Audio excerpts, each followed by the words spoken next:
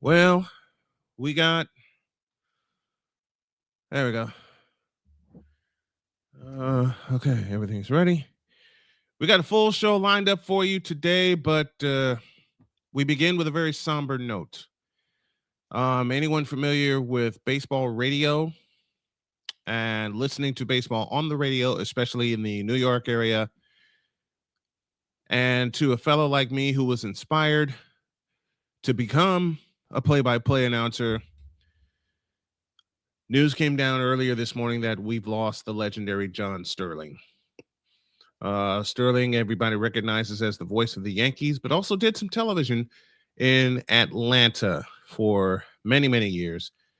He got the call to his hometown to be the voice of the Yankees in 1989 and was there until he retired.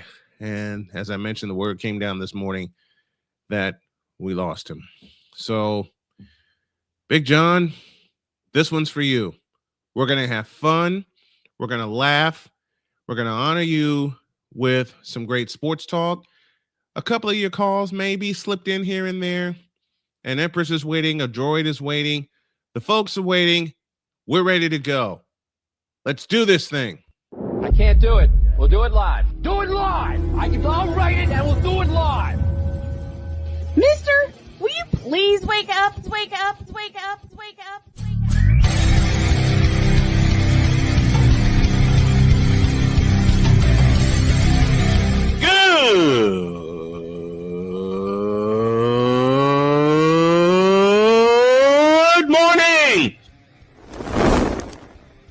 Snowman here to all you Brock Purdy and San Francisco 49er haters. Shut up!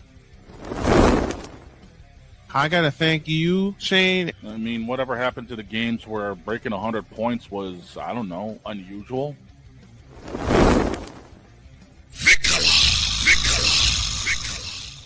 There was one word to sum up the All-Star weekend. Trays.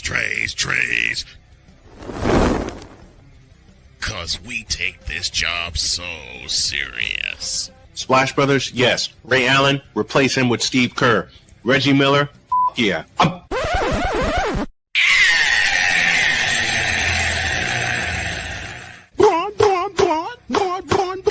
What in the all types of blue hell? I tell you not. Oh yeah!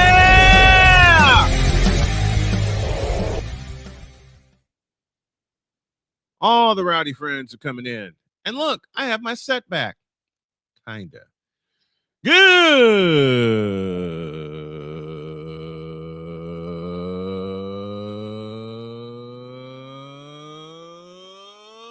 morning. Welcome to the MANIC Game 7 Monday edition of Snowman in the Morning. Glad to have y'all with us. This first hour is powered by Fanatics, officially licensed everything. There's a couple people waiting for me, and if you heard me tease last week, at least for one day, we got one of our regulars back.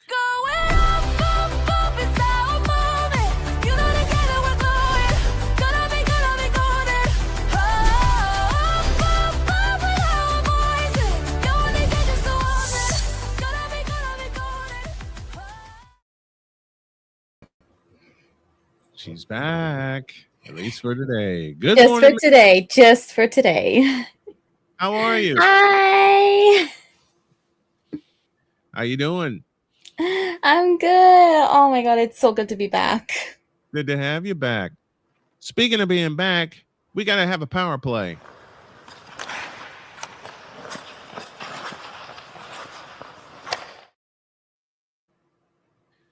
Good morning, Droid. How you be? Tired, a little stuffy. Where have I heard that before? Listen, I'm emotional because, you know, for those who don't know the whole minus 17 story about AFC Bournemouth, you know, the team almost never existed, and now we're about 3 weeks away from officially clinching a spot to Europe. That's wonderful. That is wonderful. Let me tell the folks, sprinkled throughout the show, you'll hear some of John Sterling's best calls as we honor him. But we're going to start with a little hockey. And Droid, I have a question for you, and it goes like this. How do you win the game and you only shoot the puck 9 times?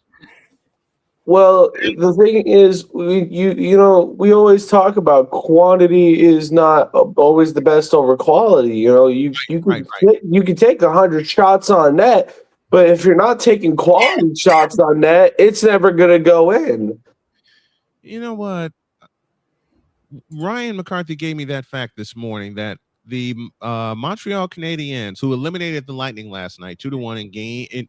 I'm not prepared. See, I didn't have my coffee yet. The Montreal Canadiens eliminated the Tampa Bay Lightning in a Game 7.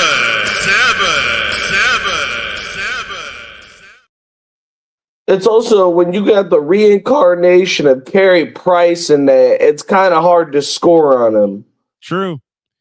2-1 was the final last night, and it's the Habs that move on to, I believe, take on the Buffalo Sabres in round 2. So the Montreal Canadiens will take on the Buffalo Sabres in round 2.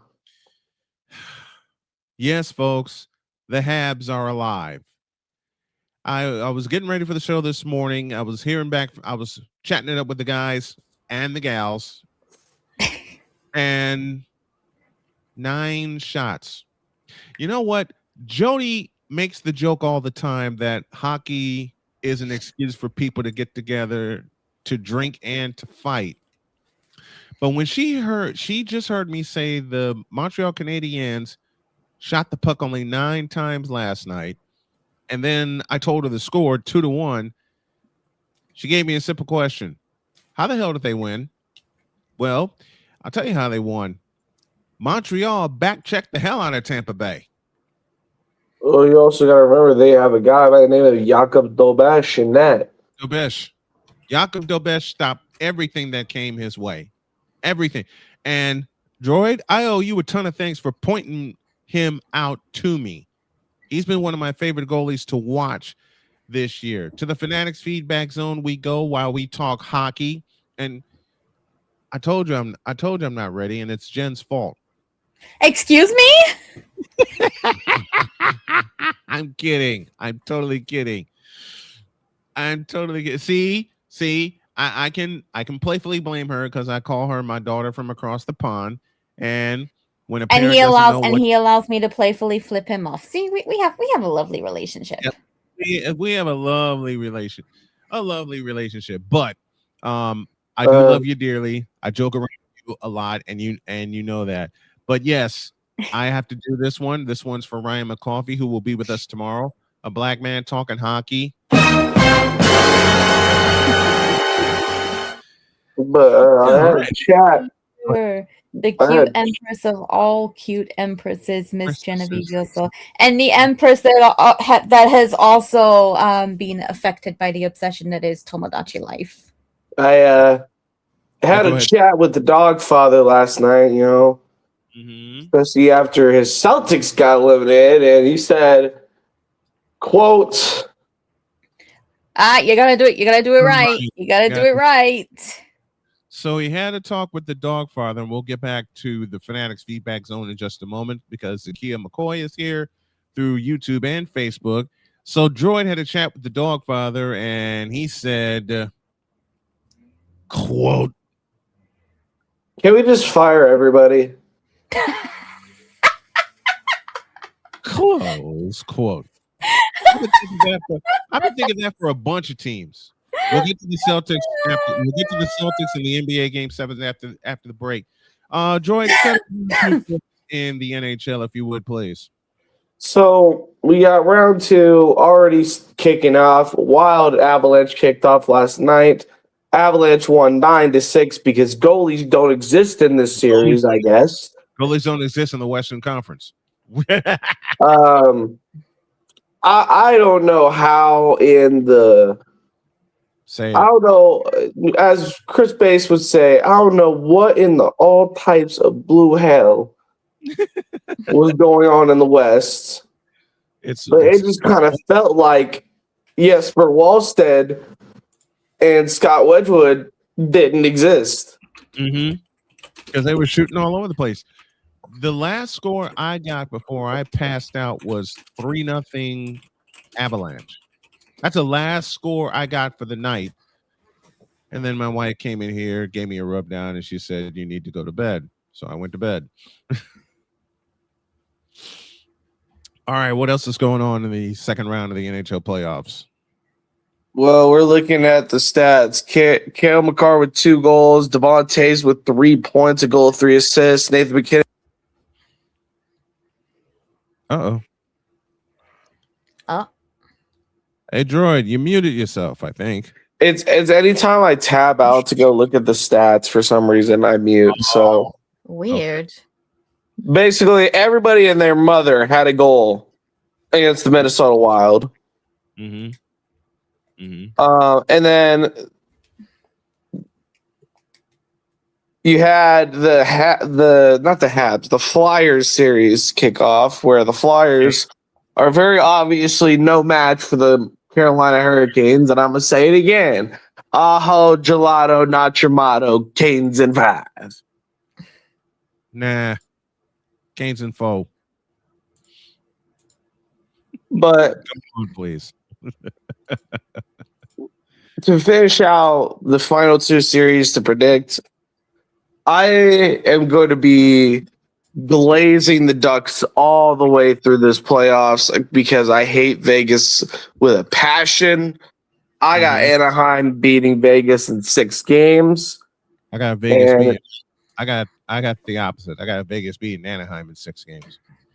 And then I'm gonna go with, this is gonna be a very tough series. This series will go 7 games, and I'll put that on everything. This this Buffalo Sabres Montreal series will go game 7. It'll go the distance. It's very hard to pick a winner, though. I truly feel that Buffalo and Montreal will go to the distance. Since you can't pick a winner, I will. It's a coin flip. Oh, where's my coin? Where's still reliable? Heads. All right. I got the Buffalo Sabres in 7 games. Speaking of quarters, I got one here. Okay. We have Snowman's almighty coin. All right. Head says Buffalo. Tail says Montreal. Here we go. Count me down, droid. 3, 2, 1. Baba boy. Tails. I'm going for the upset. You got the Montreal Canadiens upsetting the Buffalo Sabres. My coin's got the Buffalo Sabres moving on as they should as a 1 seed to the semifinal. It's going that series is going the distance. So it's going to be 7 wonderful games between those 2 old rivals getting together. And I think Buffalo picked up their fact check me on this, y'all, in the chat. I've been doing a lot of reading and a lot of studying over the weekend, but I think the Sabres picked up their first playoff series win. I want to get this right, since 2007. I think it was 03. Okay. Somebody take a look at that, please. I want to say it was 2007. I'm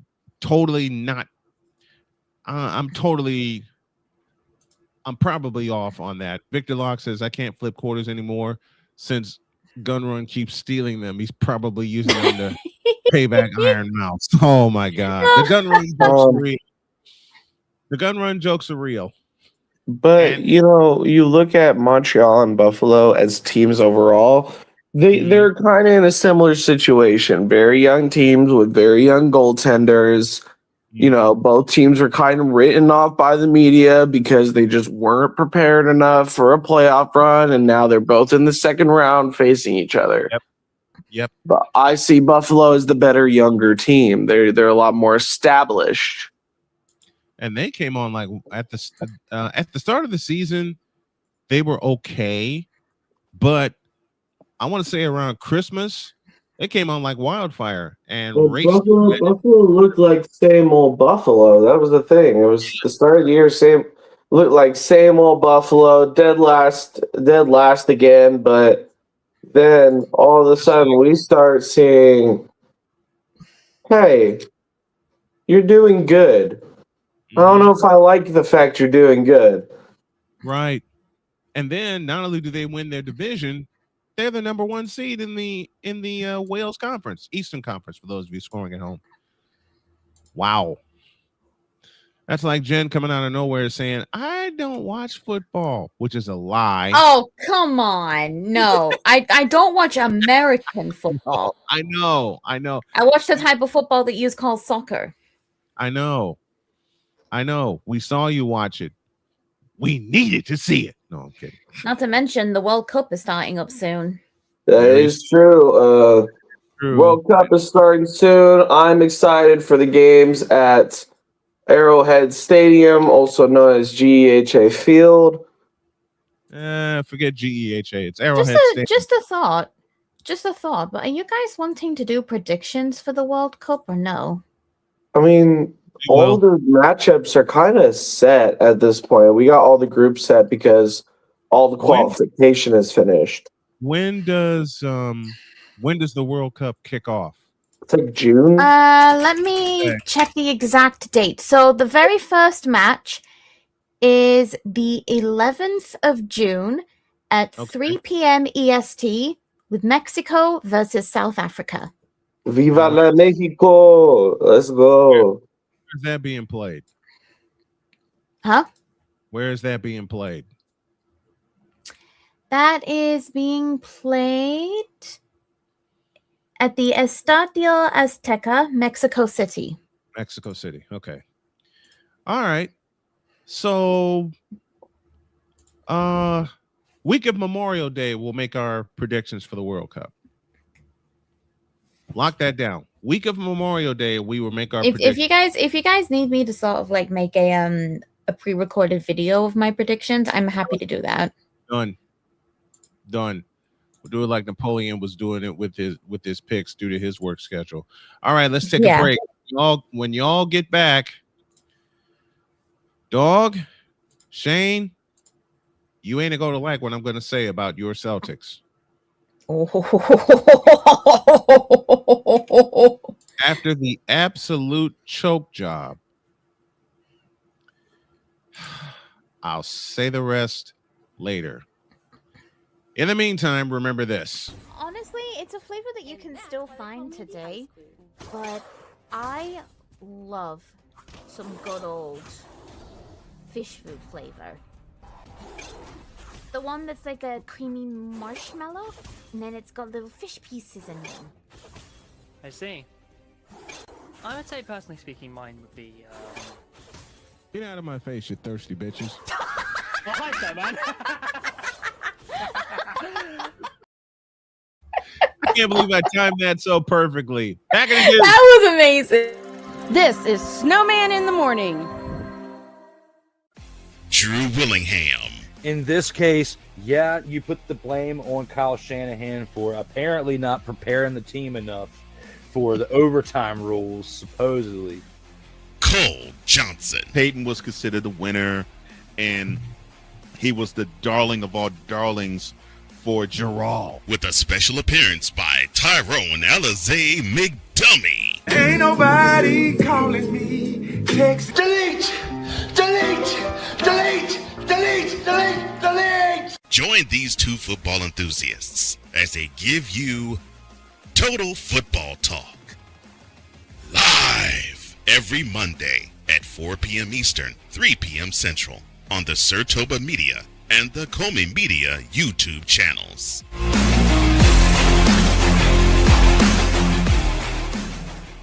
Hey, Eagles fan.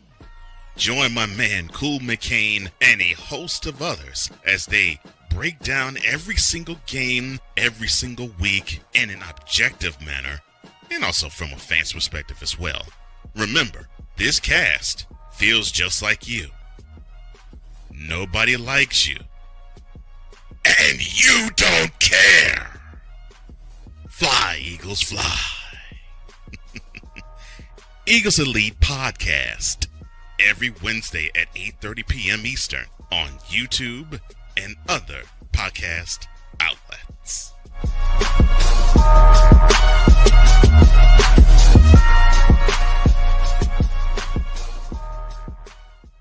From the hills of Santa Clara to the legacy of the stick, this is where red runs deep and greatness wears gold.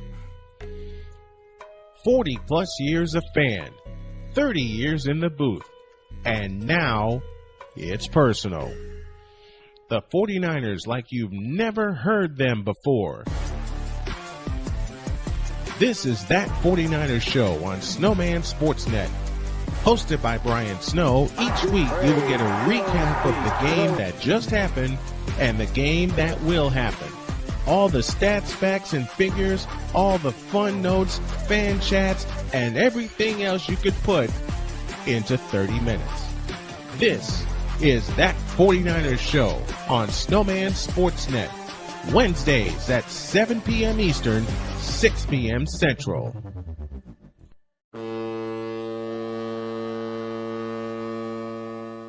Cause we take this job so serious.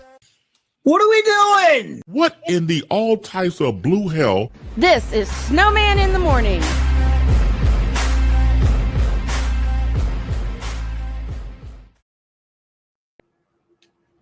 after the hour as we continue this Manic Monday edition of Snowman in the Morning. We'll have a tribute to John Sterling a little bit later with one of my favorite calls from him from 2002. Now, to the NBA we go. Not one, not two, but 3 Game 7s. 3 of them. Yes, folks. There were Game 7.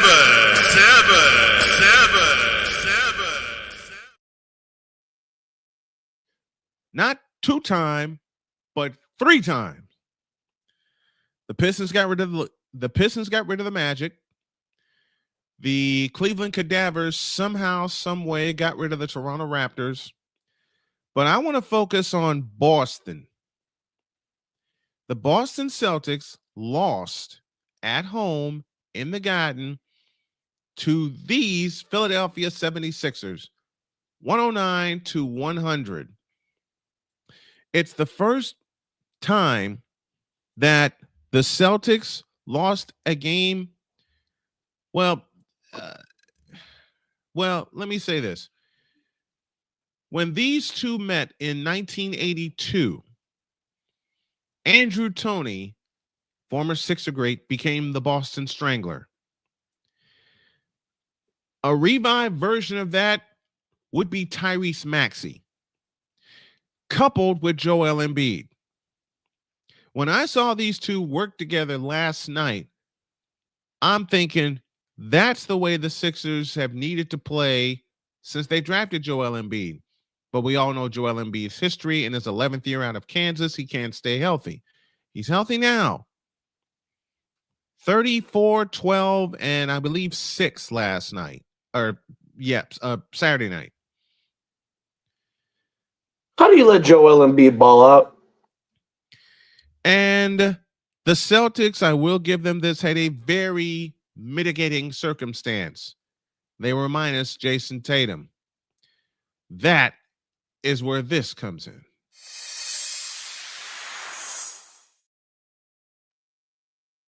Now give me this camera. Boston, I told you before Game 5, you had one job to do.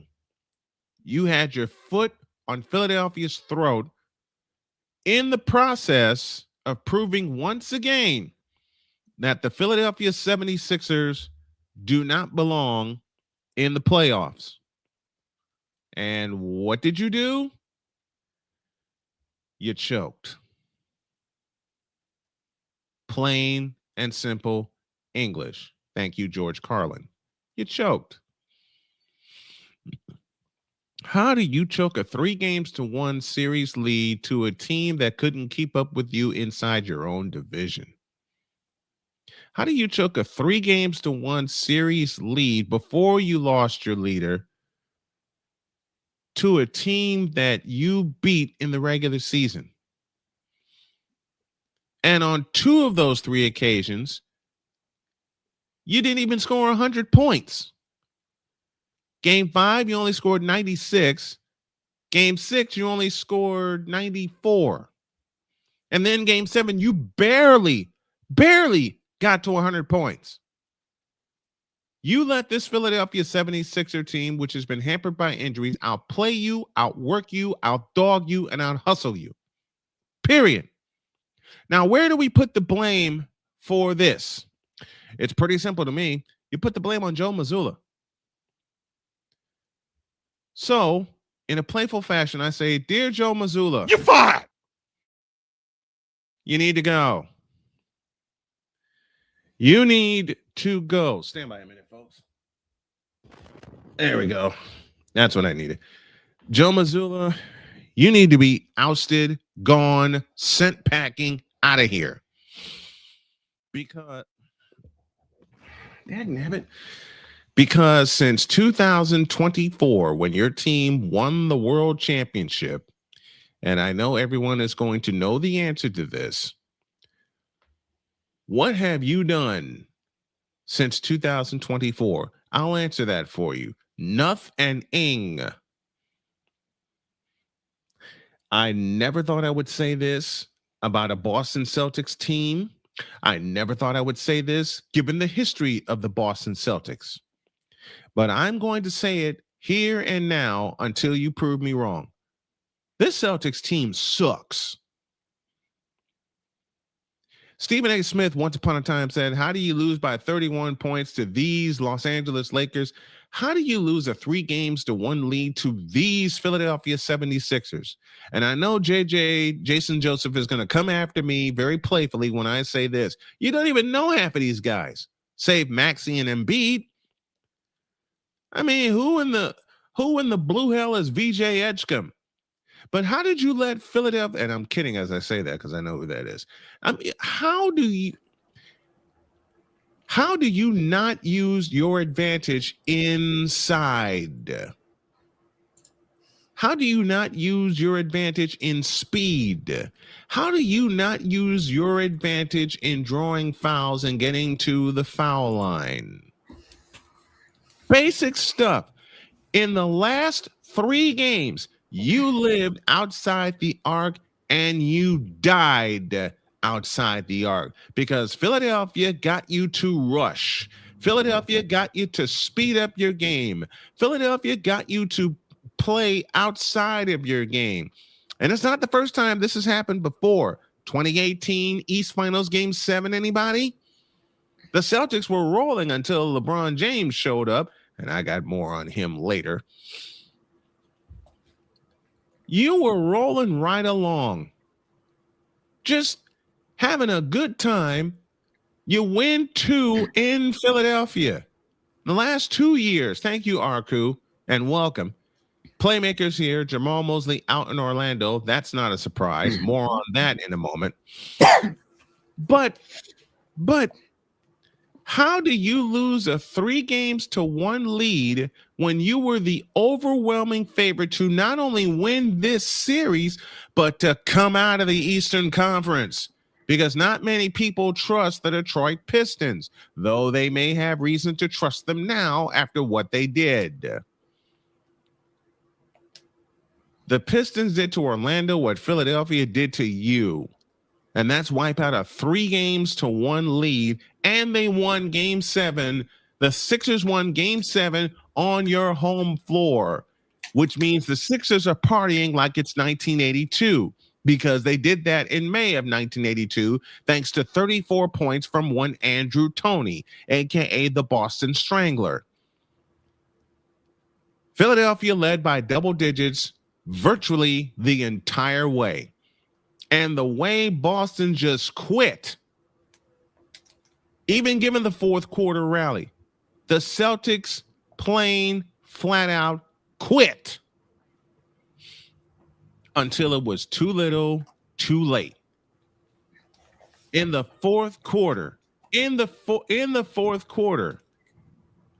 as the Sixers were trying to pull away, and I got a little blame for the Sixers too in letting the Celtics back in this game. That should have been a 25-point whitewash. That should have been a 25-point win. Okay? And good morning, Nixon. Thank you. The Celtics got kicked out of their own house by a team that is held together by duct tape, Band-Aids, bubble gum, and super glue. Now, how are they going to do against the Knicks? I don't care. Let's give both teams L's and move on. But for the Philadelphia 76ers to go into your house and beat you soundly, Joe Mazzulla, you deserve to be fired. In the last 3 games, your coaching sucked ass. In the last 3 games, your coaching blew chunks. In the last 3 games, your coaching sucked more than the Chicago Cubs Game 6 against the Florida Marlins in the 8th inning. This one's for Droid. In the last 3 games, Joe Mazzulla, your coaching has sucked more than the New York Mets trying to beat the Kansas City Royals in 2015. In the last 3 games, In the last 3 games, Joe Mazzulla, your coaching has sucked more than Shedeur Sanders trying to throw a pass in a clean pocket. Yes, I said it, clean pocket, and he can't even do that.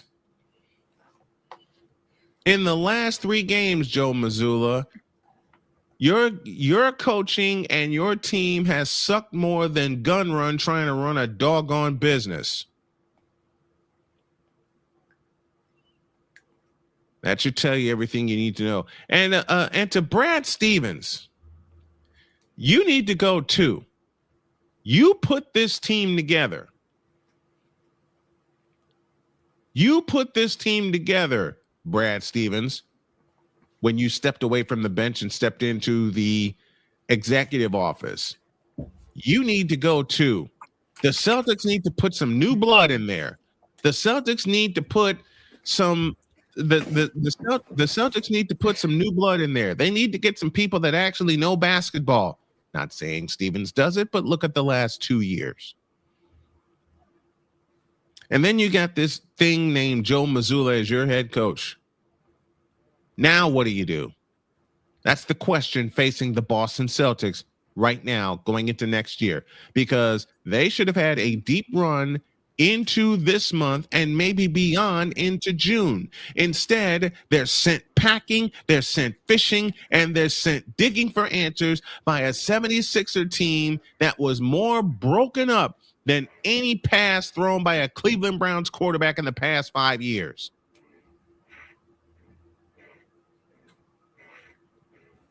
Figure it out, Boston. You got the whole summer and part of the fall to figure out why you had a great fall. That's Snowman's take. What's yours?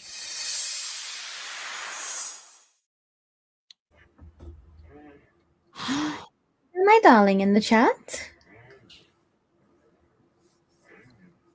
Nobody expected Boston to be in the playoffs this. I did. The bloody hell with that. If we could only go back to Kevin Garnett and Paul Pierce Celtics. Nah, I'll do you one better, Knicks. I'll do you one better. That's Tia. That's my darling. Well, good morning, Tia.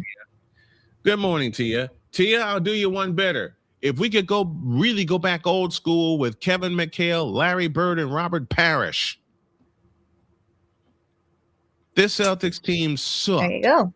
When it came to the playoffs, this Celtics team sucked.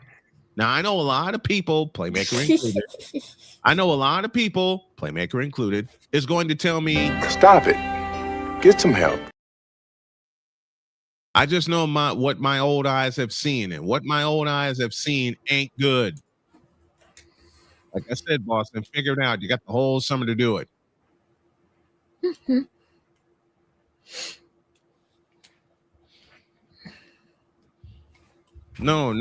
No, Snowman's not mad that Cleveland won their series. No way. You ain't heard nothing yet. And yes, I know I'm overreacting, but doggone it, I'm overreacting to what I saw. And it wasn't good. Let's take a break. When y'all get back, more Game 7 chaos. And there was lots and lots and lots of chaos. Back in the deuce. This is Snowman in the Morning.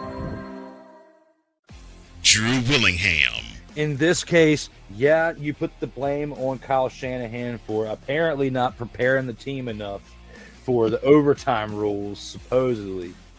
Cole Johnson. Peyton was considered the winner, and he was the darling of all darlings for Gerald. With a special appearance by Tyrone Alizé McDummy. Ain't nobody calling me. Text. Delete.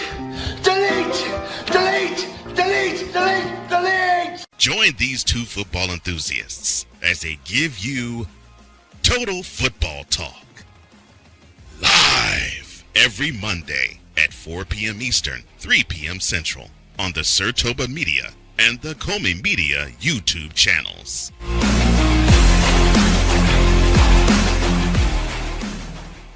Hey, Eagles fan. Join my man Cool McCain and a host of others as they break down every single game, every single week in an objective manner, and also from a fan's perspective as well. Remember, this cast feels just like you. Nobody likes you. And you don't care. Fly, Eagles, fly. Eagles Elite Podcast. Every Wednesday at 8:30 p.m. Eastern on YouTube and other podcast outlets.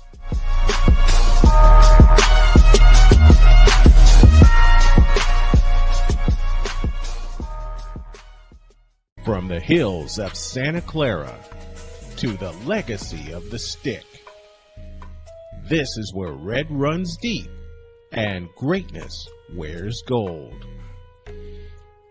40 plus years of fan, 30 years in the booth, and now it's personal. The 49ers like you've never heard them before. This is That 49ers Show on Snowman Sportsnet. Hosted by Brian Snow, each week you will get a recap of the game that just happened and the game that will happen. All the stats, facts, and figures, all the fun notes, fan chats, and everything else you could put into 30 minutes. This is That 49ers Show on Snowman Sportsnet. Wednesdays at 7 p.m. Eastern, 6 p.m. Central.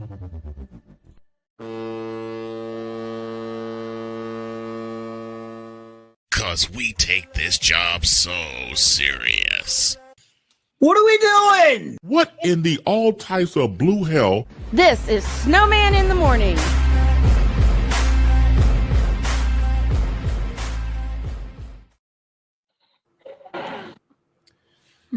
.42 after the hour, and Playmaker, I owe you this one.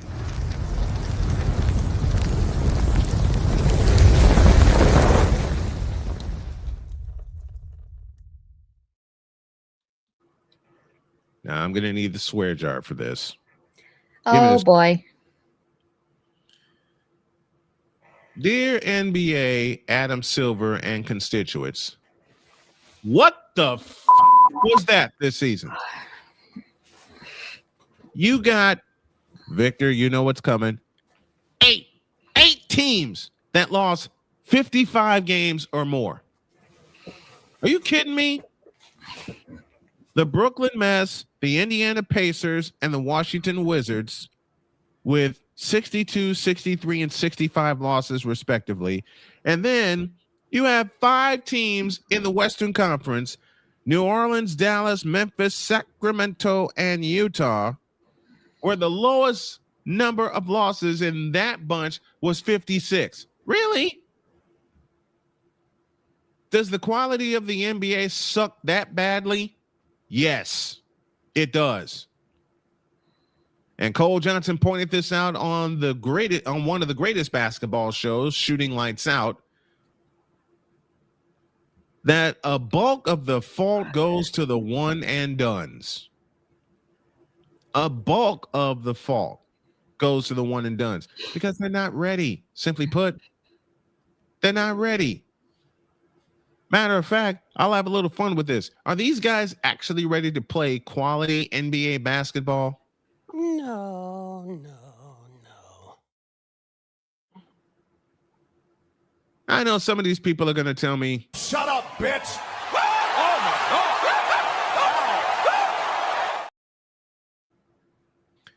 but haven't you seen the quality go down in the NBA since they allowed these one and dones to come into the NBA? The current NBA product is garbage. The current NBA product blows. You understand me? And the fact that and I know I'm overreacting, but screw it. And the fact they kept this play-in tournament and the NBA Cup. I'm being a little facetious because I know both of those are money grabs. I understand that. I know that. But still,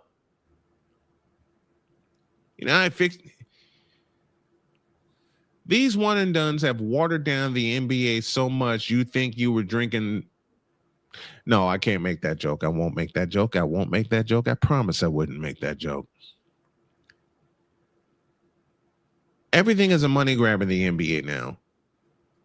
And it's at the loss of the college students who want to come into the league after only 1 year. Do I understand the pressure? Yes. A lot of that comes from family. I get it. I've seen it. But don't you think you would have done better with a little bit more seasoning? I mean, what happened to teams drafting all seniors? The joke will be available on Snowman After Dark, only on Patreon. Man, don't you tempt me.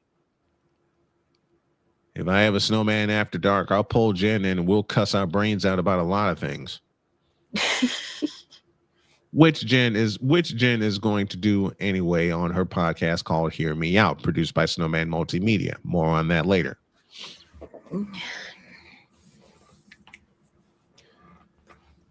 But 8 teams have 60 losses. 8 teams have at least 55 losses. And thank you, Playmaker, for this fact. The quality of the NBA has gone through the floor. And the league won't change anything because they're bringing in a boatload of, give me this button. They're bringing in a load of money, and they continue to allow this to happen. What happened to teams actually competing because they want to compete? What happened to players wanting to compete because they actually want to compete? I'll tell you what happened. Money happened. I'll tell you what happened. A certain player can't. Here, give me this button. I'll tell you exactly. You know what? I know I'm going to get a lot of flack for this, and I'm partially kidding as I do this, but I'll tell you exactly what happened to the league in 2003. Hemorrhoid. Lebron. Hemorrhoid. Listen, I'm gonna say it as it is as a Rockets fan. The moment we lost Game 3 was the moment that series was over. When we won back to back, you shouldn't have expected any more of the Rockets after that.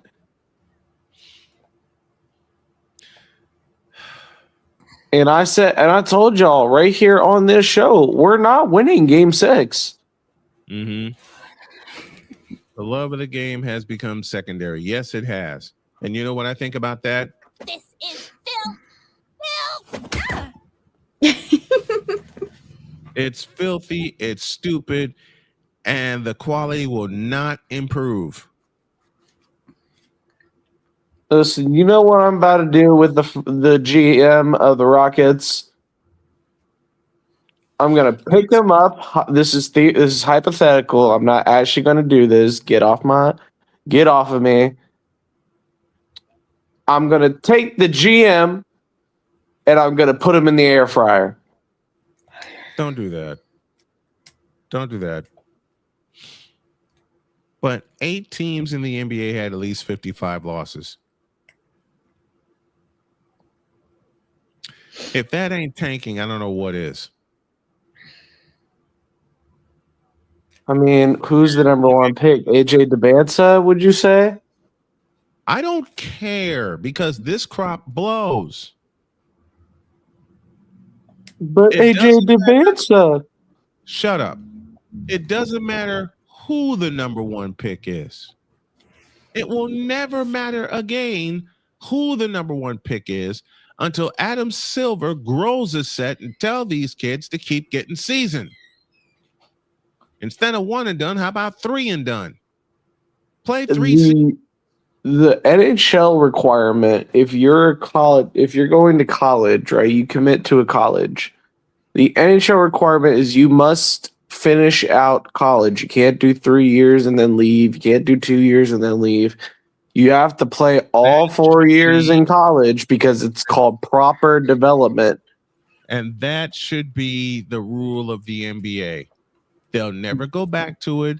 because since they gone to this one and done because of hemorrhoid, Lebron, hemorrhoid.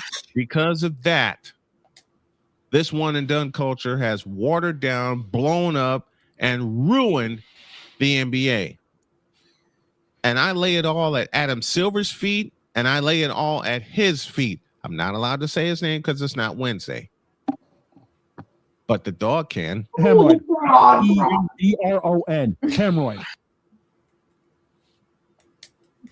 8 teams with 55 losses. Really? It's bad enough you can't find the games because they're streaming all over the place and you don't know which network is going to have what. And second, they put these teams on primetime NBA. Who wants to see a broke down Anthony Davis try to revive his career, which has been over since 2020? Who wants to see John Morant try to revive his career after he shot it in the foot? Who wants to see the Sacramento Kings, period? Who wants to see the Brooklyn Mess? What have the Brooklyn Mess done since they came to Brooklyn from New Jersey? I'll answer that for you. Nuff and Ing. I was going to say, draft a top 10 pick every year.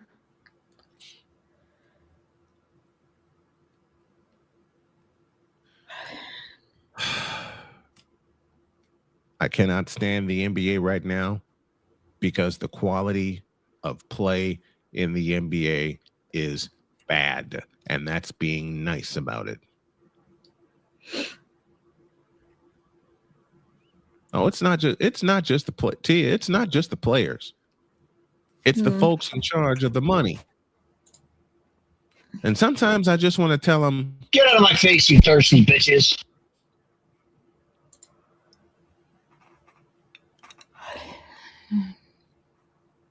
Adam Silver, since you've taken over commissionership of the NBA for the late, great David Stern. You're despicable. Especially since you won't do anything to get rid of that. Hemorrhoid. Lebron. Hemorrhoid.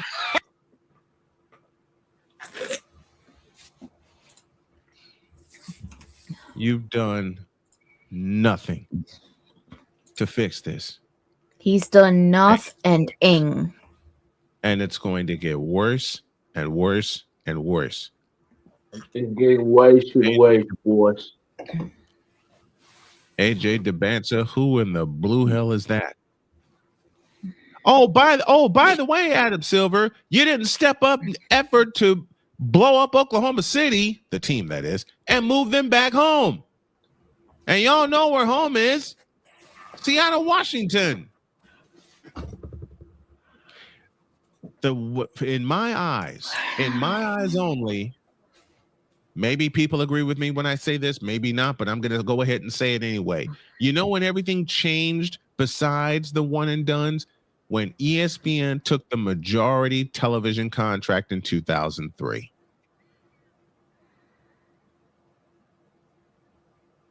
When that happened, everything went down.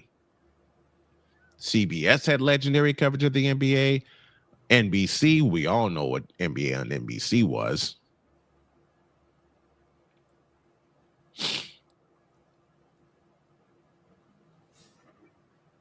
There's a lot of blame to go around. Not just the players, but the folks in charge. You want the NBA to get better? Sit in a room without a window. Bring all your folks together and hammer it out, will you? Make the players play 4 years. Make the players play all 4 years. But let me explain how the NHL does it. So basically, you can commit to a school, and you can get drafted. But here's the thing, you can't go and play until you finish out. That's the thing. Does the NCAA really want to have NBA caliber players play all 4 years?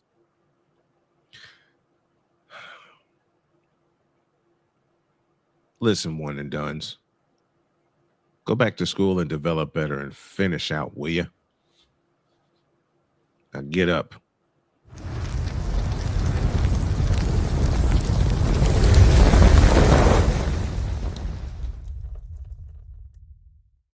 I actually thought you were going to say, now get out of my face. That's Here's a new rule. If you declare for the draft after your freshman year in college, this is from Ryan McCarthy, you are required to spend a season in the G League. No, not a season, 2 seasons. Need to develop, man. They need to these kids need to develop. They're playing. The kids are coming in 18, 19 years old. Cooper Flag, I love you, but and they're not fully developed, man. That's all I'm saying. That's all I'm saying. Okay. Genevieve, I have a bone to pick with you. Like what? I haven't messed with you all morning. I haven't picked on you all morning. I haven't messed with you all morning. I'm going to mess with you now. Why? He's bored. Actually, I'm not bored. I'm just having fun. I'm giving her this camera. Why didn't you bring any Umas? Why didn't I what? Okay. I said, why didn't you bring any Umas?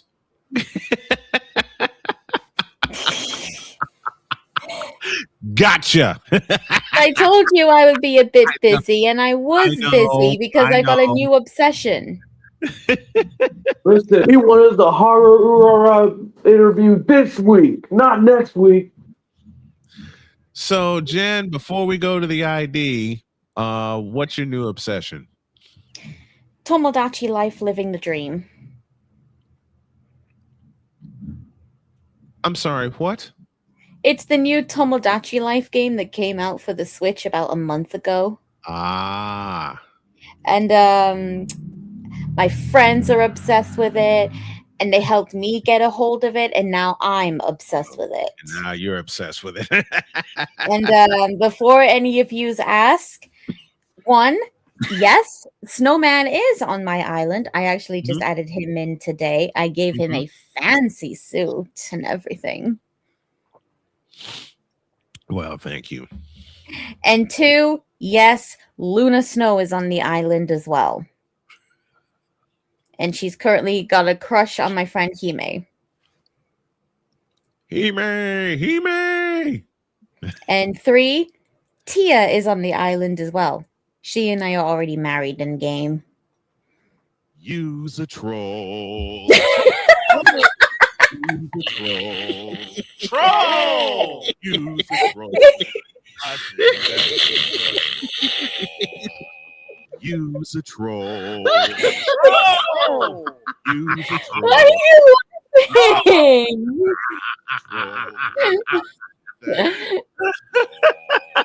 Why are you laughing? Because I repeated this several times on Friday and you were cracking up laughing. Okay, do you guys want to know why he was doing that? So you know how we have the bronzexuals around here? Yes. So my good friend Atreus, he and I were talking about certain thing that happened regarding a certain peanut. Yeah. Basically, I was getting attacked by his fans for saying that he does not deserve to be among the VTubing community. And you want to know what Atreus decided? He decided that from now on, he's calling all of his fans, and this is what made Snowman absolutely crack up. But Atreus has now deemed all of them as... Radios, please forgive me for this. Not sexuals. Use a troll. Troll! Use a troll. Troll! And there he goes.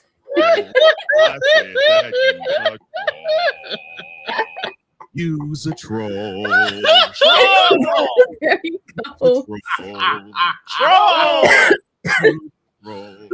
I said that use a troll. Use a troll. Troll! Use a troll.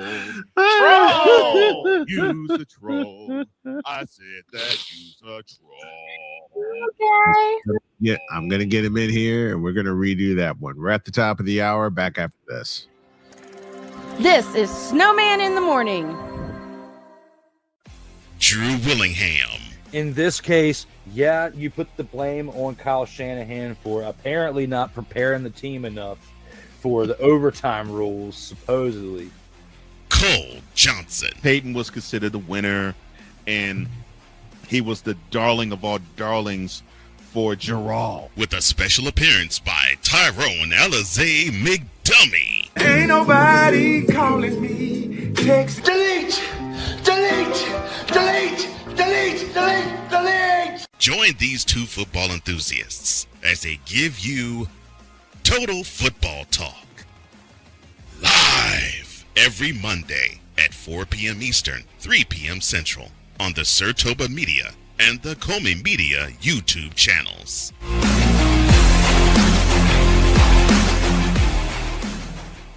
Hey, Eagles fan. Join my man Cool McCain and a host of others as they break down every single game, every single week in an objective manner, and also from a fan's perspective as well. Remember, this cast feels just like you. Nobody likes you. And you don't care. Fly, Eagles, fly. Eagles Elite Podcast. Every Wednesday at 8:30 p.m. Eastern on YouTube and other podcast outlets.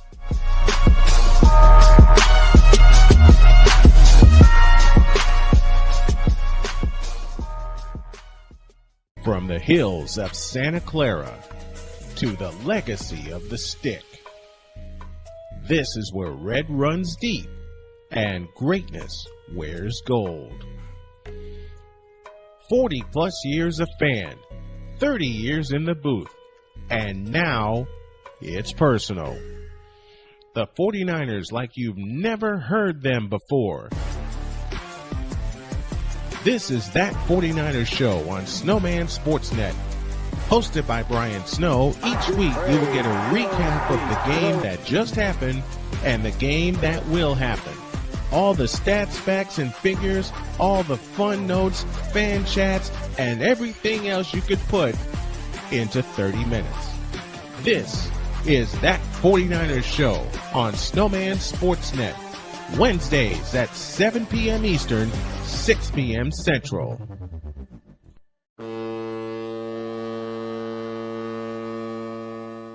Cause we take this job so serious. What are we doing? What in the all types of blue hell? This is Snowman in the Morning.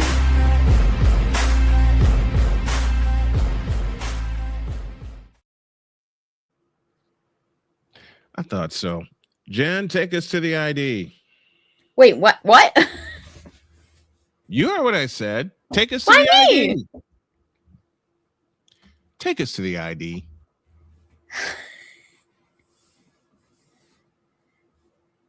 Okay, you know what? Fine, we owe you an ID. Just do it. You're listening to WQVZ, 1700 AM Mission Radio. Broadcasting live in your region, across our nation, and around the world, this is Snowman Multimedia. We need to see. Put somebody in the middle of the field.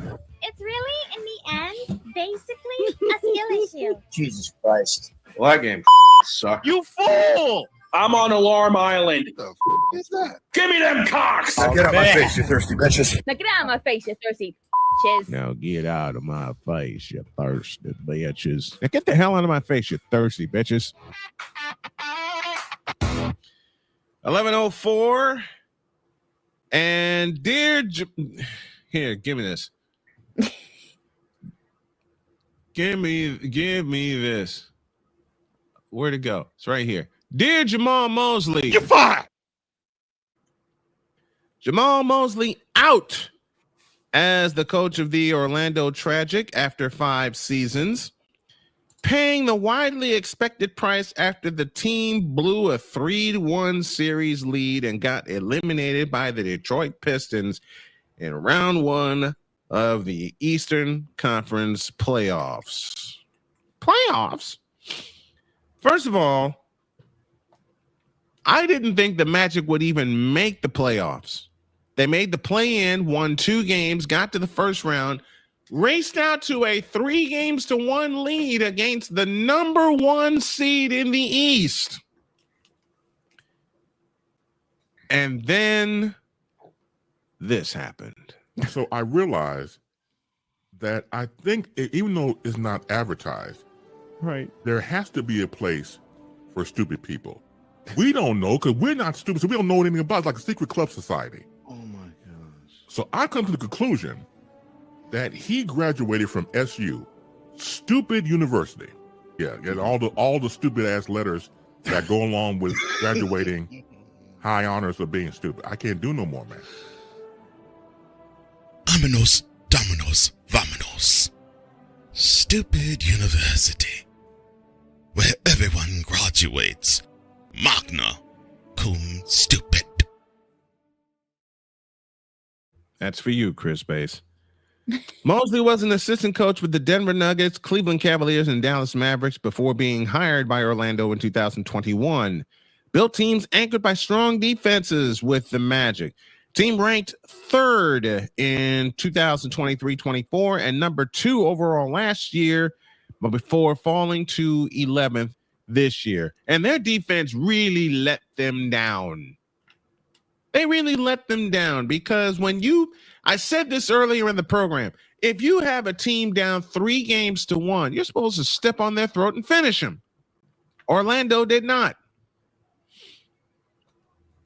Now, where does the blame go on this one? Well, they already got their scapegoat in Jamal Mosley. But what did the Magic in was game 6 in the 4th quarter when the Magic couldn't throw it in the ocean. They were missing more shots than the Tampa Bay Lightning last night. They were missing more shots than Craig Elo against the Bulls at any time. The GM got an extension during the season and no one knew. Yeah, what up with that, Orlando? Didn't know that for the longest time. And now Jamal Mosley gets canned. What? So if you were signing, this will take my thought a different way. So if you were signing your GM to an extension, knowing you had a young team, wouldn't it have been fair to sign Jamal Mosley to an extension and give him a chance to figure it out? Or give him a second round of chances to figure it out? You got a great anchor in Paolo Banchero. Great anchor. Now you just have to go about the business of building around him. This is one of the few times I cannot explain an 8 seed in Orlando. And remember, they got the welcome my suffering. I understand. Playmaker, I get it. Playmaker, I get it. I understand. I mean this next joke very playfully. Hell, Jen gets it not running the Umas every Tuesday because she has to work.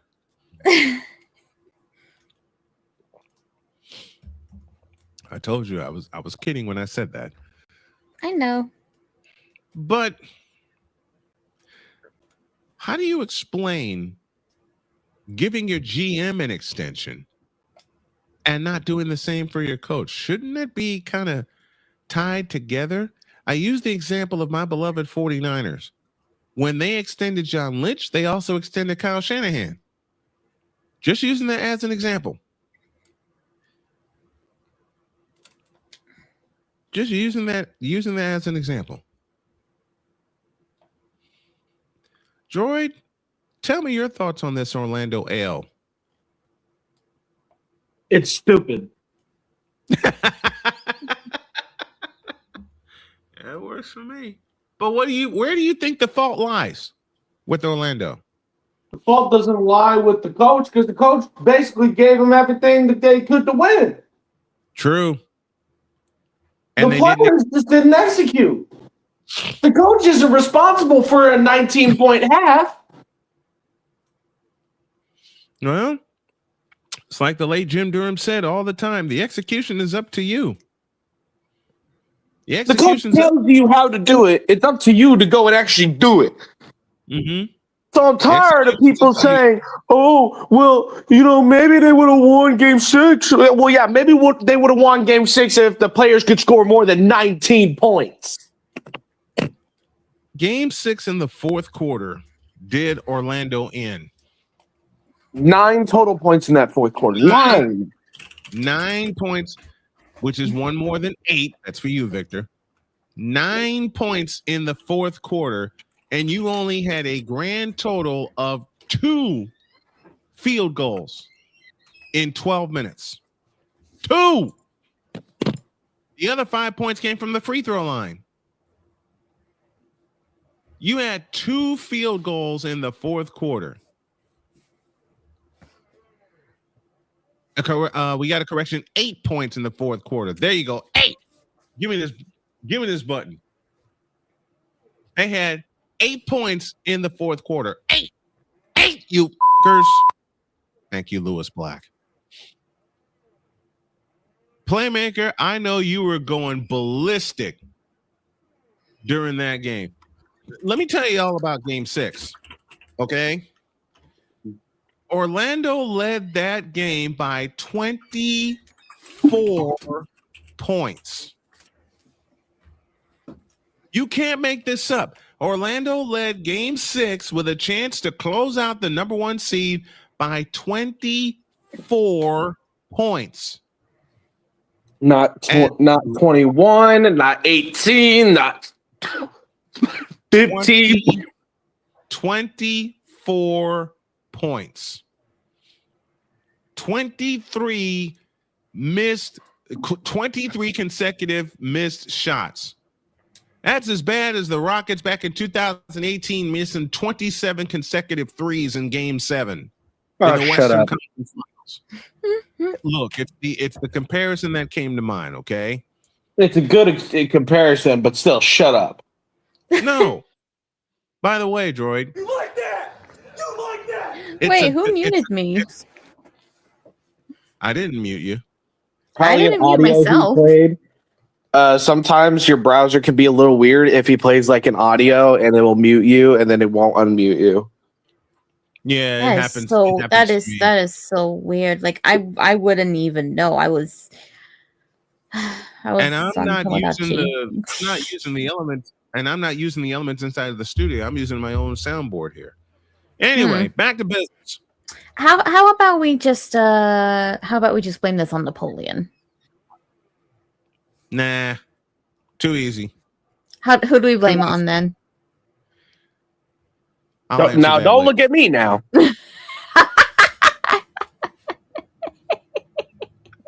How about we blame Victor?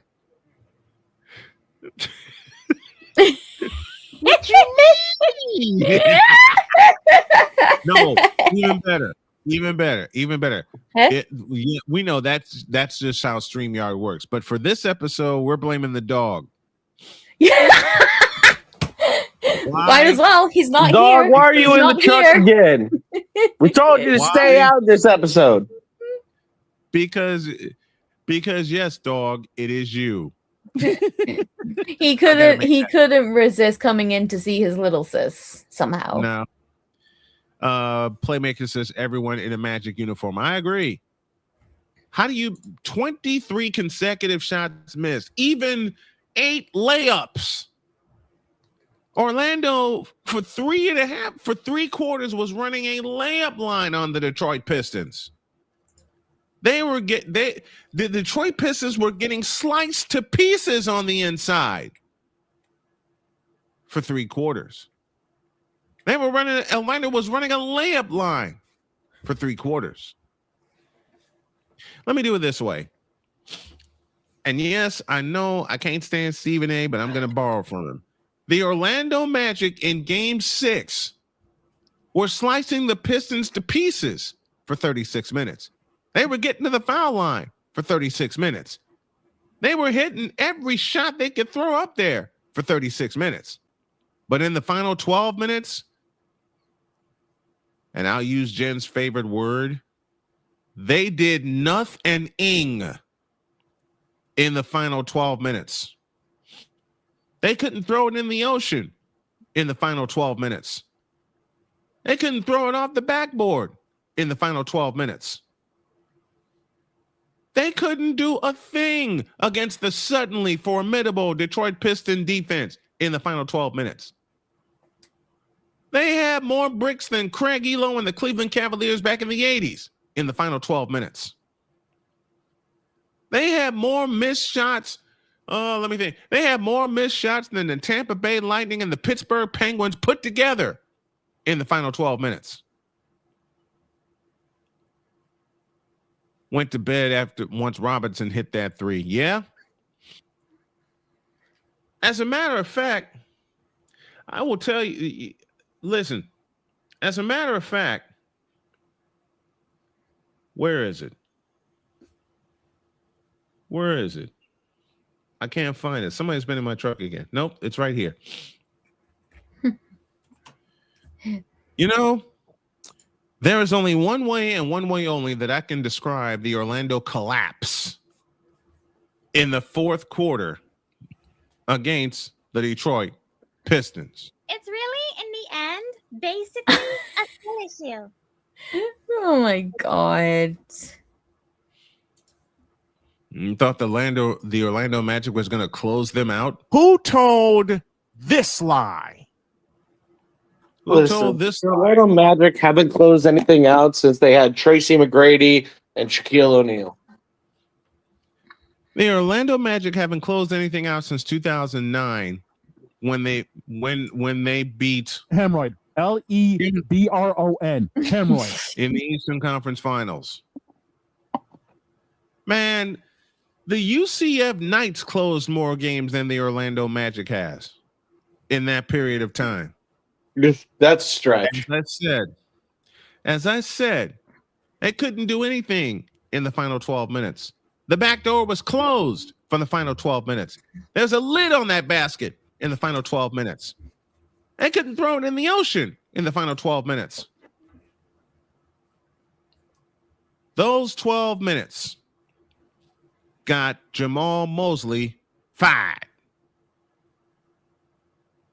Those final 12 minutes got Jamal Mosley shaken, bacon, whipped, dipped, chipped, chopped, and fricasseed. It still leads to the question, why didn't you extend the coach when you extended the GM? Which leads to me thinking they were planning to fire Mosley if they didn't go all the way anyway. So it also leads me to believe, and Playmaker, you can correct me if I'm wrong in this thought process, it also leads me to believe that Jamal Mosley was a sitting duck this year. Which leads me to say to Orlando, you fool! That you extend the GM and you don't extend the coach.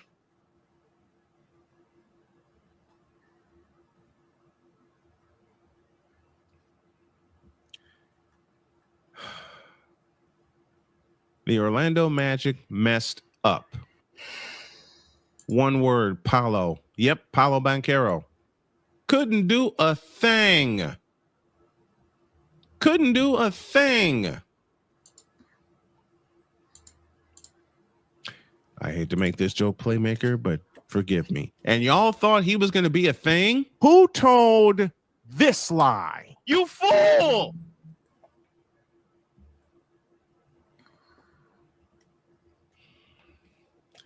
But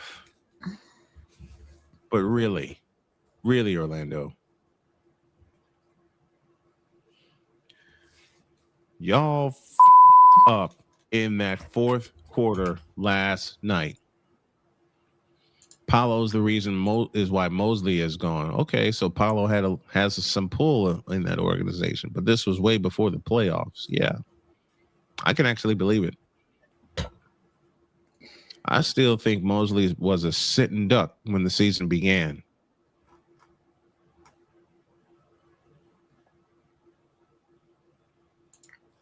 Orlando, you got a lot of questions to answer. A lot. Now, we're going to take a break. And speaking of questions, this pretty lady is going to play 20 questions with us. Huh? We're going to do a little segment I like to call Rapid Fire with the Empress. Favorites, non-favorites, food, everything. And she's not going to like me for this, but we're going to have a lot of fun. Introduce. This is Snowman in the Morning.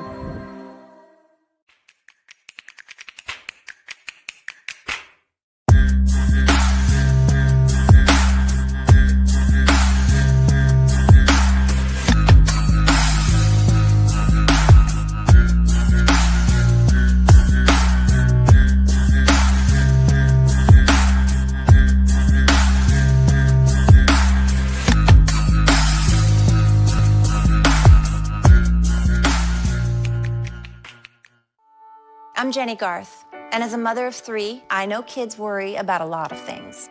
Getting enough food to eat shouldn't be one of them. But here in America, that is a real worry for 1 in 5 children. Even though we are one of the most food-rich countries in the world, 15 million children don't know where their next meal is coming from. This is unacceptable, and something the Feeding America nationwide network of food banks is working to solve. Instead of accepting that our country lets billions of pounds of surplus food go to waste every year, Feeding America has made it their mission to help families in need by rescuing this food. Through food pantries and meal programs, the nationwide network of food banks provides more than 3 billion meals, serving virtually every community in the United States, including yours. Join me in supporting Feeding America and your local food bank by visiting feedingamerica.org. Together, we can solve hunger. Together, we're Feeding America. My mother was always very familiar with her neighborhood, but one day she stopped at the stop sign for much longer than usual. And she didn't know whether she should go forward or turn, and she wasn't even really sure where she was at. It was very unsettling for her. I felt so much better after my son told me, Mom, I don't want you to worry or be afraid. I'll be there for you, and we'll figure it out. 'Cause we take this job so serious. I don't have a suggestion as to anything but keep the bitch. Keep her. If she does not, Wow. What in the all types of blue hell? This is Snowman in the Morning.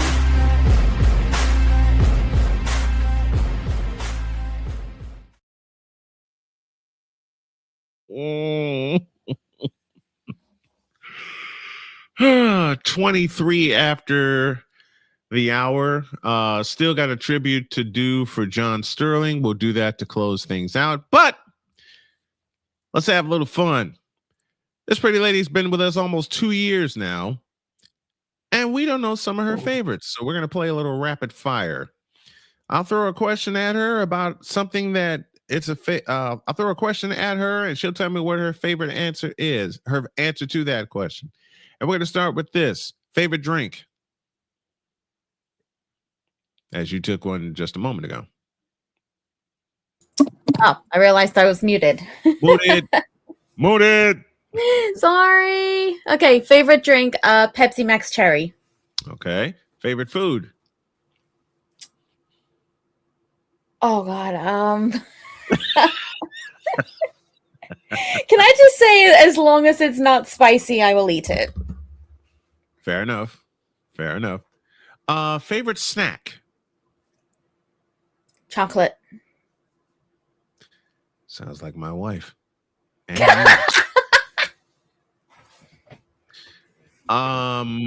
Favorite game to play? Marvel Rivals. Marvel Rival, of course. The 5-time Jeopardy champion they're in. Favorite thing to do when not streaming?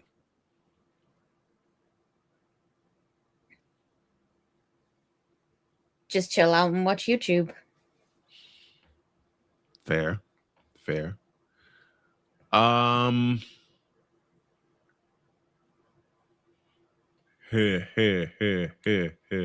Why are you laughing?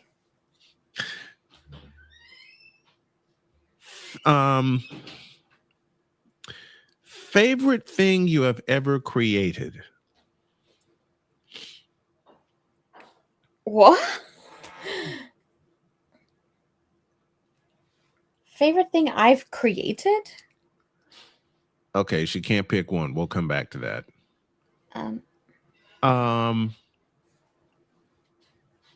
Favorite thing about being here on the show with us? I would have to say just being able to have fun and laugh with you guys, and without having to have any knowledge on this, on all the sports that you talk about.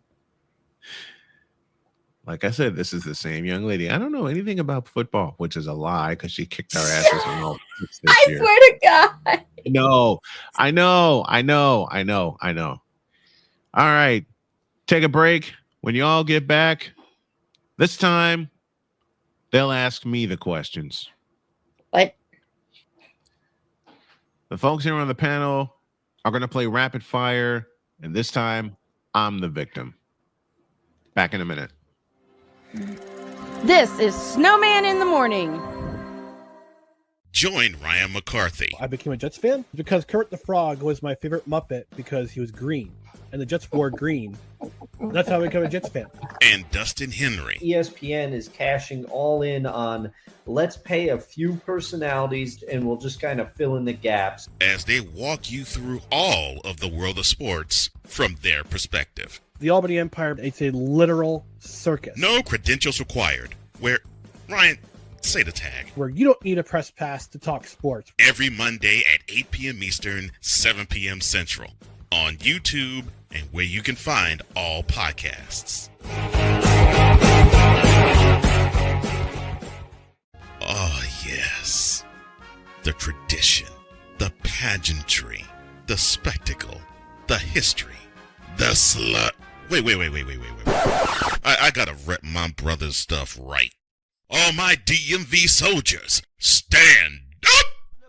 And welcome to the Commander's Gridiron Report. You want your commanders to be repped right? Well, D. Willie is your man. Commander's Gridiron Report.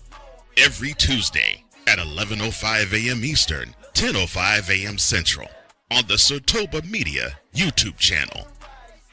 Music by J. Cool. Where's my soldiers?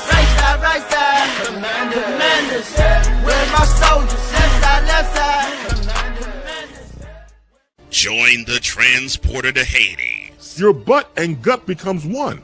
Join the reformer of hooker whores. This is my daughter, Placenta Booty Johnson. Join the bronze god. Whenever you are in distress, take off your baseball cap and throw it in the air. Join your very own superhero of broadcasting, Chris Bass. So whatever color crayon they get, they palm it and do 2 circles, and that translates to, I can be the black people. As he takes you through the week's paces in Baseline. Live every Saturday at 8 a.m. Eastern, 7 a.m. Central, Pacific Time Zone people, just stay asleep when this is on live and just catch the recording. Oh, I'm sorry. Exclusively on the Chris Bass YouTube channel.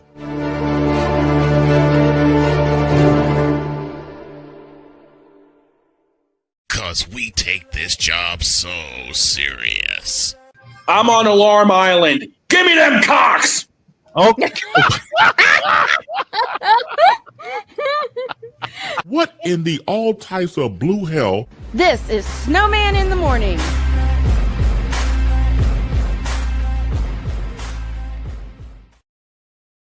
Way home through hour 2, and as promised, these guys are going to play rapid fire with me. So, answer anyone in the chat. Any questions you want to know about me, fire away. Jen, Android, Droid, are you still there? If you mean mentally, no. We're playing rapid fire questions, and we get to ask Snowman anything. I already know a lot about Brian. Well, fire something away anyway. Meanwhile, First console you ever played? Say it again. First gaming console you ever played? Atari 5200. Yo. I told you I'm old. Yeah, and he makes me feel young somehow.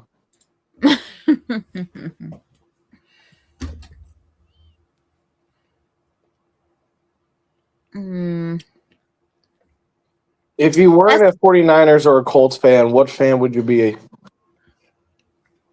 Ugh.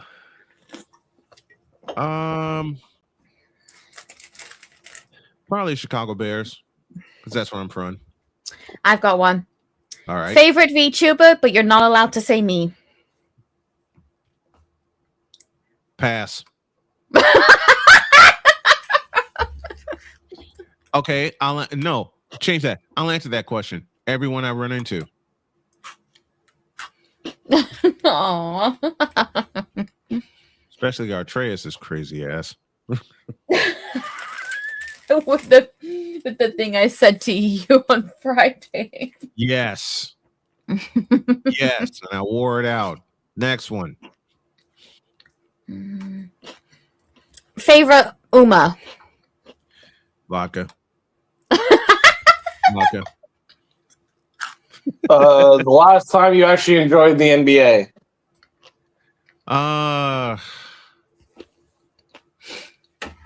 Actually enjoyed it. Yeah. 1998. Oh, here's one from Tia. If you had to choose, Marlins or Rays? This will judge my dislike from here on out, LMAO. Oh, come on. Really? This will judge my dislike from here on out.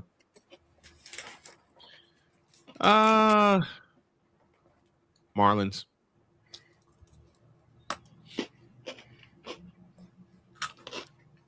It would be the Fish. Because the Fish have caused havoc in Chicago in 2003, and I love them forever for that.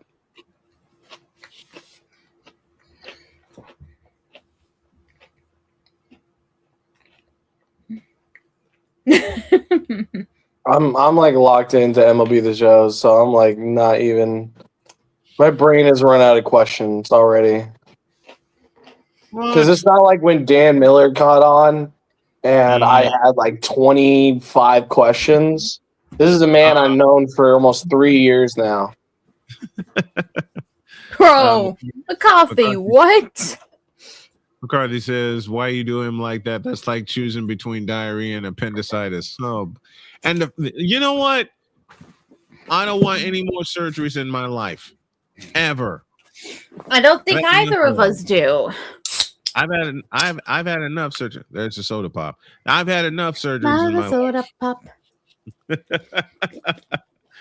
33 after the hour. And Maddie! Hello, Maddie! Hi, Maddie. I don't have. Did I erase it? I sure did. I erased his intro. Well, let me look for it now. Jay, stand by.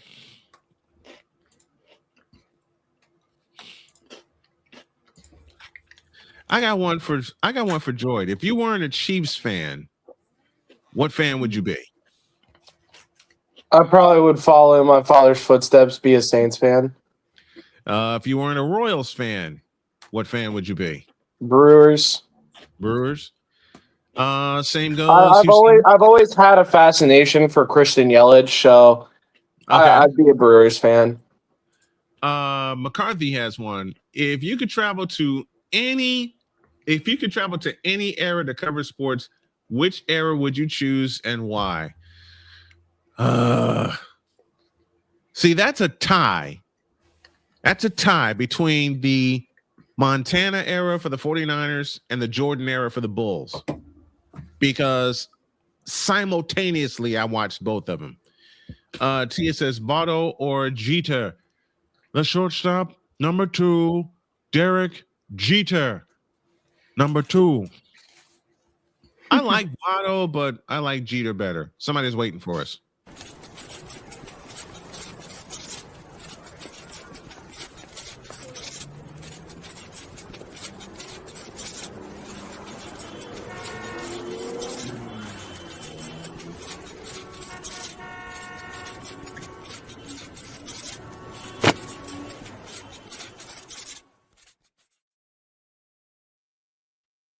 Jay Spivey joins us here during Snowman in the Morning on Monday. Jay, how are you, my man? What's up? Okay, we had a discussion earlier in the show about how bad the one and dones have ruined the NBA. Your thoughts? It's not just ruined the NBA; it's ruined basketball as a whole. It's ruined high school basketball. It's ruined college basketball. It's ruined the NBA. It just has. Yeah. Frankly, if they're going to be just one and done, and some of them are pretty obvious they're going to be one and done, just go ahead. As much as I don't think 18-year-olds are ready for the NBA, for a lot of reasons, just go ahead and put them in the NBA. But why do they play only 1 year and then leave? Why don't they stay for the full? Yeah, money. There you go. It's money.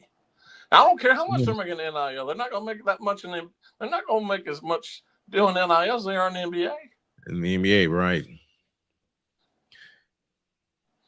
And for me, it just made the quality of play so bad. Well, with transfer portal and one and dones, it's hard to root for college basketball until the tournament because you don't know who's on the team. Right. Because some may transfer mid-season and some transfer. A lot of players transfer in after 1 year somewhere else, and you don't recognize them when they come in until you think, okay, didn't he play somewhere else? That transfer portal has wrecked college sports, man. Some of them are playing 4 or 5 different teams over 4, 5, 6, 7 years. Hopefully, they're going to tamp that down. But you should not be allowed to play for 4 or 5 different teams. You just shouldn't be.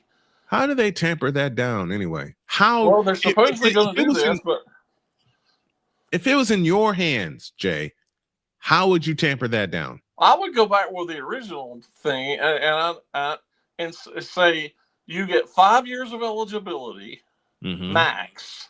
Yeah, and you can transfer once within that period. Well, what kicked the portal wide open to where it is now, which is because there were no guardrails with it, none. Yeah, it's just the wild west. You can do whatever you want, and these kids get such bad advice. Yeah, they do, and most of it's not from their coaches the parents give them bad advice because it's all about money for the parents. A lot of them, at least. Yeah, and they get their friends or their AAU coaches are giving them terrible advice. Terrible. And there's so many more agents down there than there used to be. That a lot of these agents have no clue what they're doing. But how are they allowed to influence the players as much as they do? You talking about the agents? Yeah, I shouldn't say as much as they do, as often as they do. Well, because they get a percentage of that cut, so that it's part of their money as well. The portal's out of control. The NIL is out of control, and they've got no regulations on the NIL. None. Zero. None. Because and people think this is a one-off with Duke. No. On Amazon Prime. No, it's not. It's not. What do they have on Amazon Prime now? 3 feature games with them? 3 feature non-conference games during the season. 3 feature and they're all on neutral sites. Correct.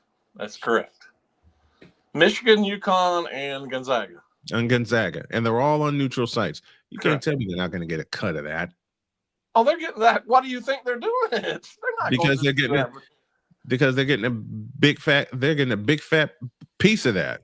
So in essence, I know it's just 3 games, but in essence, Amazon Prime is in essence the Duke's own network right now. Yep, and they're gonna hype the daylights out of it. Hell, and in hindsight, they're probably doing it already. I haven't seen it, but they're probably doing it already. And Jeff Bezos is a loathsome human being, but it sounds like he knows what he's doing on that front, at least. Why are so many events going to Amazon Prime? Money. Thursday night. They're willing to put up millions and millions of dollars. That's why. They did it for Thursday Night Football, which is what, a 6-year deal with Amazon? I believe it was 5-6 years. 7-year deal. And the rumor is they're really, I believe they can opt out. NFL can opt out after either this year or next year. Mm-hmm. And the rumor is that they're going hard after Sunday Night Football. And I think if they take the money with Amazon, with Prime, I think that would be a huge mistake because NFL on Sunday nights on NBC is just a huge deal. It is. Huge deal. It is. And if you move it to Prime, you're going to get some sort of an audience, but not near like what they have now. No, you're not. Remember Sunday Night Football, and Jay, you remember this. Sunday Night Football wasn't even a thing. No.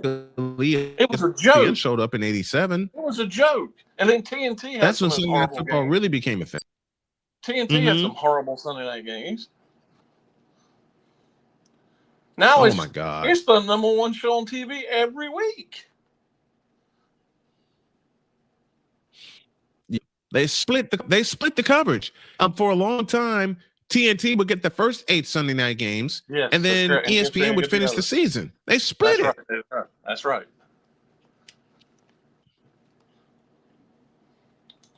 And now Amazon Prime is making a bid for Sunday Night Football.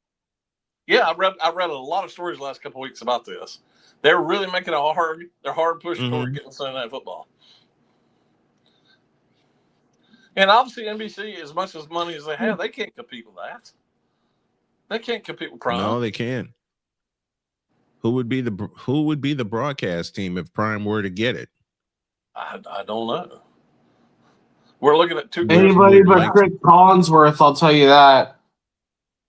Would Mike Tirico get the assignment? No, I doubt it. Unless they would pay him a lot of money, but I can't. With all his duties at NBC, I doubt he'd leave NBC. No, I don't think he'd leave it because he's the lead voice for Notre Dame football, if I'm correct.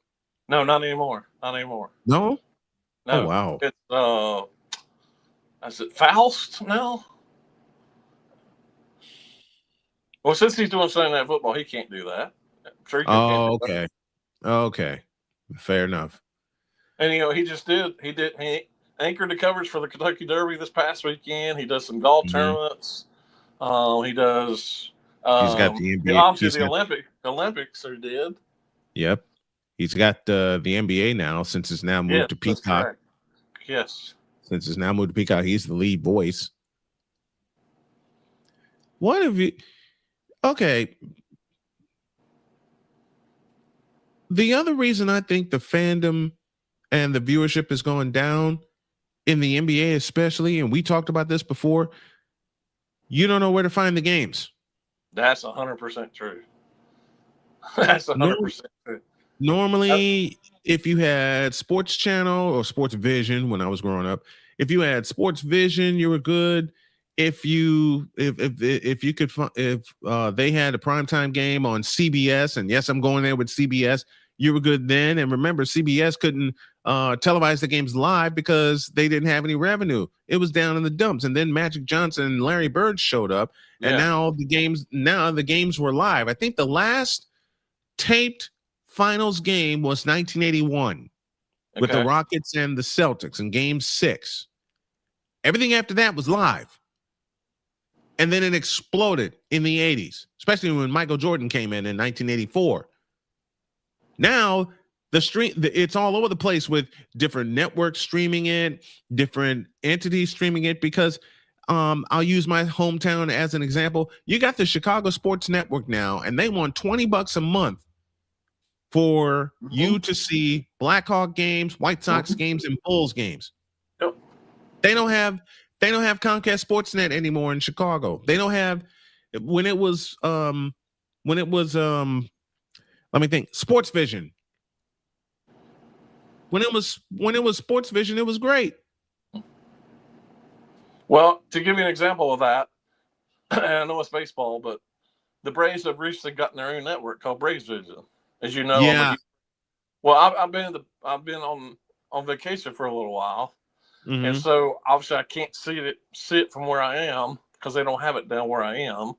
Mm-hmm. So and I've kind of gone back and forth as to whether to do this or not, but it's $99 a month to watch them on the app. Well, that's great and all, but I hate watching sports on my phone. I hate it. I just cannot get used to it. I can't sit there for three hours and watch something on my phone. I just cannot do it. I can't do it either. I can't do it with CHSN either. Just like with these basketball games, I can't sit there and watch a game for 2.5 hours on my phone. Why? Everything's being driven that way.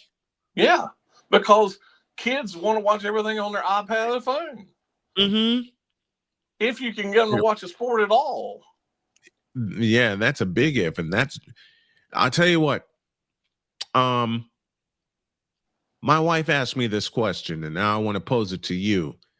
And I have an answer, but I want to hear your answer. My wife asked me recently, why don't black children want to play baseball anymore? It's unbelievable. I don't get it. And for me, the reason is simple. 2 reasons: basketball and football. They seem to them more. It's more attracted to them. Well, a lot of them tell me that it's boring. But if you really get down to nitty gritty, like I know you're a fan, I'm a huge fan.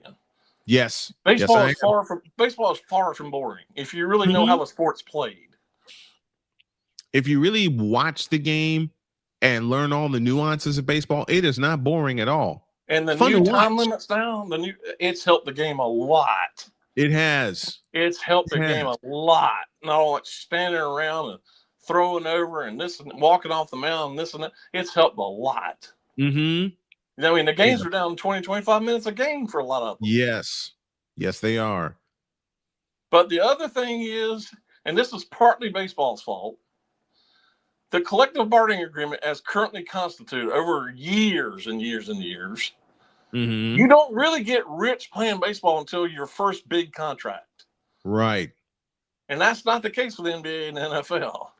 You get rich off that first contract. If you get your first, if you're drafted baseball, and whether it be high school or college, you get, especially if you're a first round pick, you get a big signing bonus, but that's it. Then you get these minuscule salaries in the minor leagues.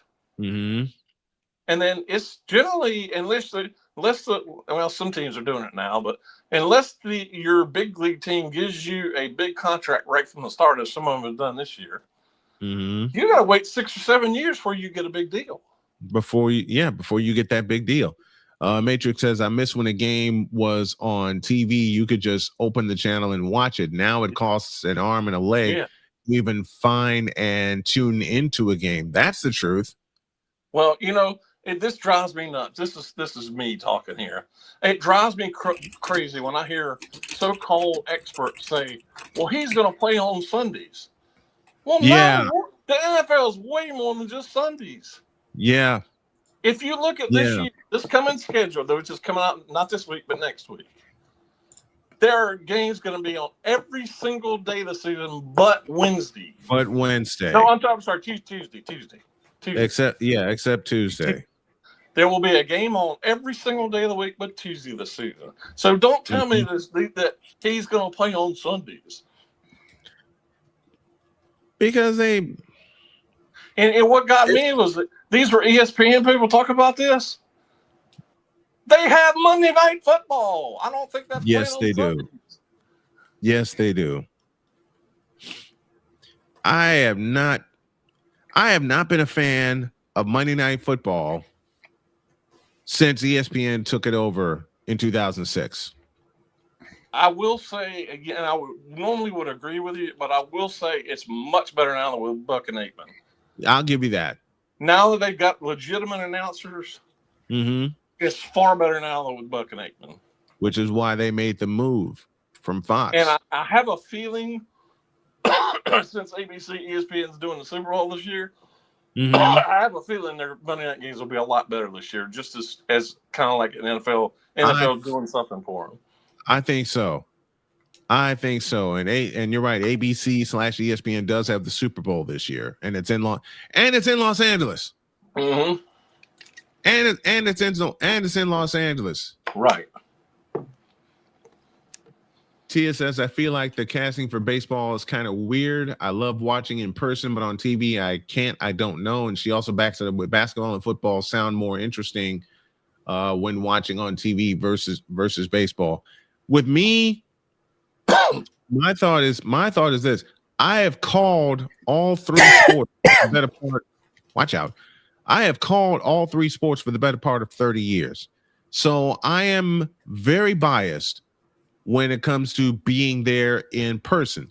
I haven't been able to be there because of my health. You all know that, but I've called a lot of games here in studio. And to an announcer's point, it's not the same like being there.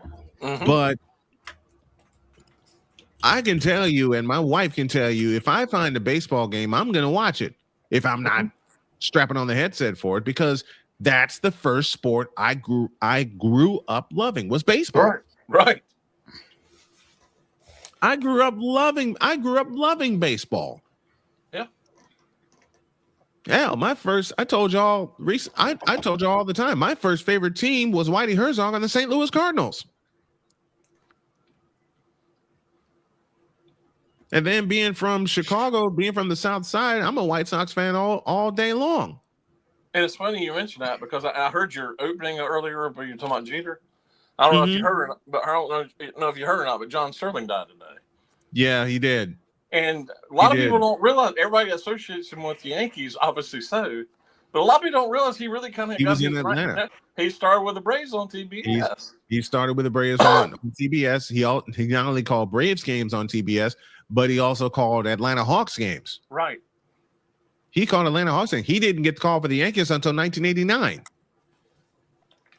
So he was the voice of TBS for the longest time.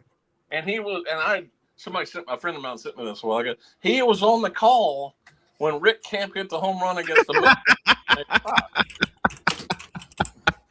And I remember on July 4th in the 18th July 18th inning, and I always will remember what he said.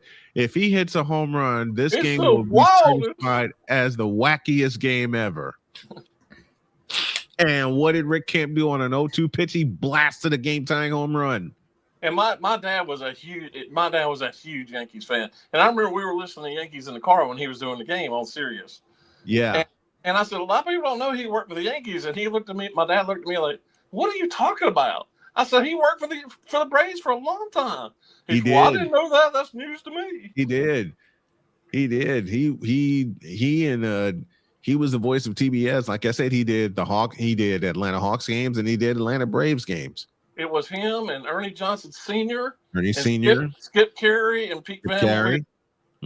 Pete Van Wieren. That was the original team. That was the original team. And speaking of paying homage to John Sterling, here's a wacky call from 2002. It's 4 for 11 lifetime against Trombley. The Yankees are a base hit from getting very close to tying this game. A little old single. The pitch swung on and hit in the air to deep right center. It is high. It is far. It is gone. It's a grand slam. Jason Giambi hits the bottom of the 14th. 1 out. Walk-off. Grand slam. And one of the best games you'll ever see.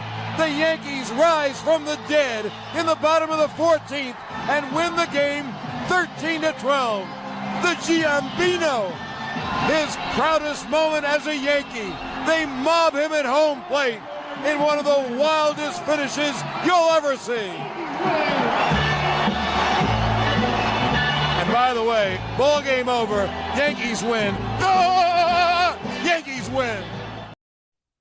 It's funny you show that because I'm sure you probably know this. The Yankees own the Twins. Yes. They totally own the Twins. Totally. They totally own the Twins. They totally own the Twins. I wanted to bring that one because aside of his World Series calls, of which I have a few, that's one of my favorites because of the circumstances. In the rain, extra innings, Twins get 3 in the top of the 14th, lead 12-9, and you would think that was it, but no, it wasn't. The Giambino. The Giambino. What was some of your favorite Yankee nicknames? We'll close with that. Oh, I think the one that's stuck now is Judge. He always says the Judge has risen. Yep. All rise. Here comes the Judge.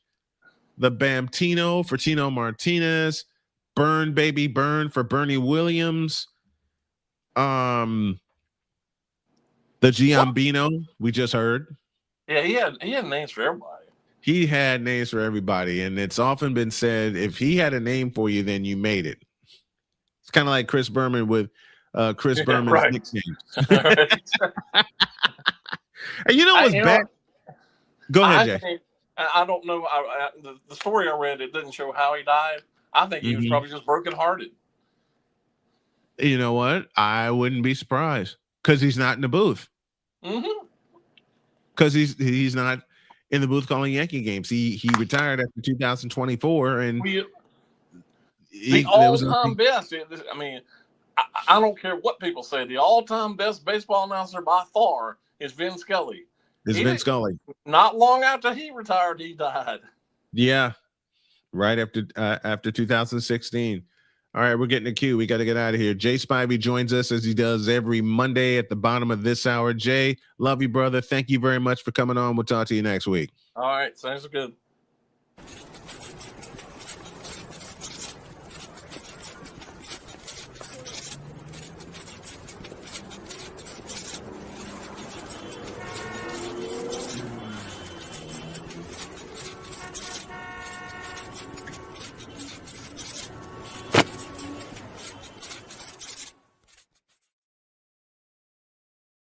We got to go. Thanks for watching, everybody. Have a great day. God bless. Remember to make your next move your best move. And always remember, if your dreams don't scare you, they are simply not big enough. Dream big, do bigger. We hope y'all are too. So long, everybody.